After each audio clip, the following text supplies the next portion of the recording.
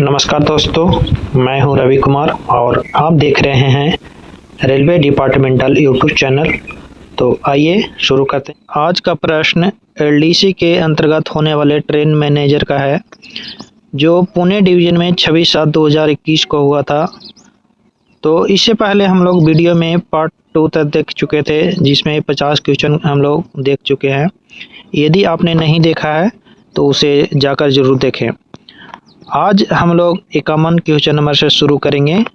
तो आज का क्वेश्चन है, नमक की लोडिंग सामान्यतः किस वैगन में संभव है? तो नमक की लोडिंग सामान्यतः बीसीएन वैगन में होता है और बीसीएन वैगन चारों तरफ से बंद होता है, इसलिए उसमें संभव होता है। बीपीसी में क्या नहीं होता है? तो बीपीसी में लोड का नाम होता है, जारी करने वाले स्टेशन का नाम भी होता है और दिनांक भी होता है, लेकिन ब्रेक सिलेंडर की संख्या उसमें नहीं लिखी होती है।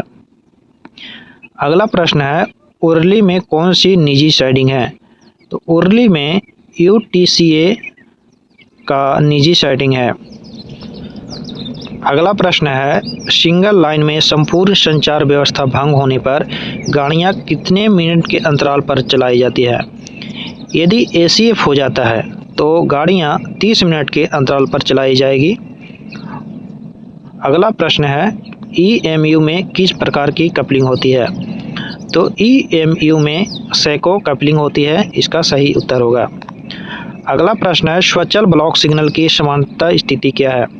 तो स्वचल ब्लॉक में सामान्य स्थिति में हरा होता है और जहां स्वचल ब्लॉक नहीं है तो वहां सामान्य स्थिति लाल होता है। अगला प्रश्न है, एक साल में स्कूल स्टाफ के अतिरिक्त रेलवे कर्मचारियों को कितनी एलएपी दी जाती है?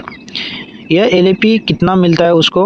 तो उसको एक वर्ष में 30 एलएपी मिलता है, जिसमें 6 माह पर 2 बार मिलते हैं 15-15।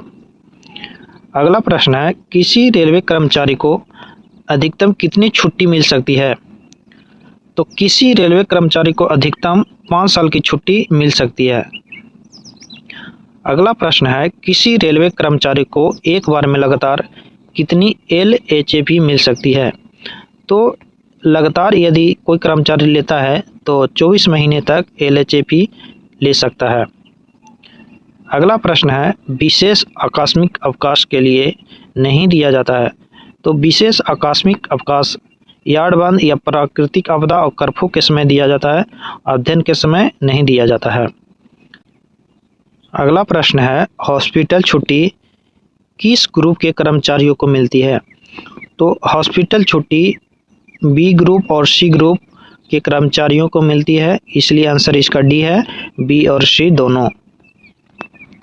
अगला प्रश्न है, आश्रितों को शामिल करके प्रिविलेज पास में कितने आश्रित शामिल किए जा सकते हैं? तो 5 आश्रित को शामिल किया जा सकता है और 5 आश्रितों को प्रिविलेज पास मिल सकता है। तो इसका सही उत्तर होगा सी। अगला प्रश्न है, प्रिविलेज पास में किसका नाम जारी नहीं किया जा सकता है? तो प्रिविलेज पास में 25 साल का लड़का यदि हो गया है तो उसे शामिल नहीं किया जा सकता है। बाकी पति पत्नी और अविवाहित लड़की और तलाकशुदा लड़की यदि है तो उसको प्रिविलेज पास में नाम दिया जा सकता है। बाकी यदि लड़के का 25 साल के से ज़्यादा उम्र हो गई है तो उसे नहीं दिया जा सकता है। अगला प्रश्न है, एनडब्ल्यूआर का मुख्यालय कहाँ है? तो एनडब्ल्यूआर का मुख्यालय जयपुर है। अगला प्रश्न है, गहन छुट्टी रोस्टर के अंतर्गत कौन सा कर्मचारी आता है? तो गहन छुट्टी रोस्टर में सेक्शन कंट्रोलर आता है। अगला प्रश्न है, पुणे मंडल में बारामती किस लिए प्रसिद्ध है? तो बारामती स्टेशन पर चीनी लदान होता है, इसलिए वो प्रसिद्ध है। अगला प्रश्न है, मध्य रेल का मुख्यालय कहाँ है? तो मध्य रेल का मुख्यालय मुंबई है। अगला प्रश्न है, एक प्रीमियम रेक की वैधता कितने दिनों की होती है?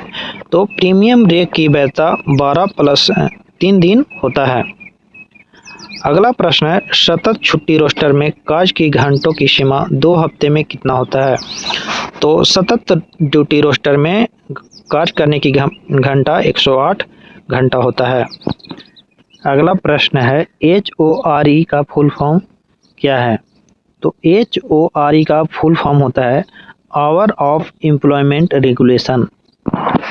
अगला प्रश्न है लगातार नाइट ड्यूटी का क्या मतलब है?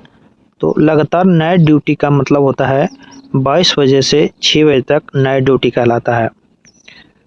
अगला प्रश्न है मोक्ष शक्ति अधिरोपित करने के लिए कौन से फार्म का उपयोग किया जाता है? तो मोक्ष शक्ति अधिरोपित करने के लिए SF5 का प्रयोग किया जाता है। अगला प्रश्न है माइनर सजा के अंतर्गत क्या आता है? तो माइनर सजा के अंतर्गत आता है प्रमोशन पर रोक, यानी प्रमोशन को रोक देना। बाकी जो है सर्विस से निकालना और डिसमिस सर्विस कर देना, ये मेजर पेनाल्टी के अंतर्गत आता है।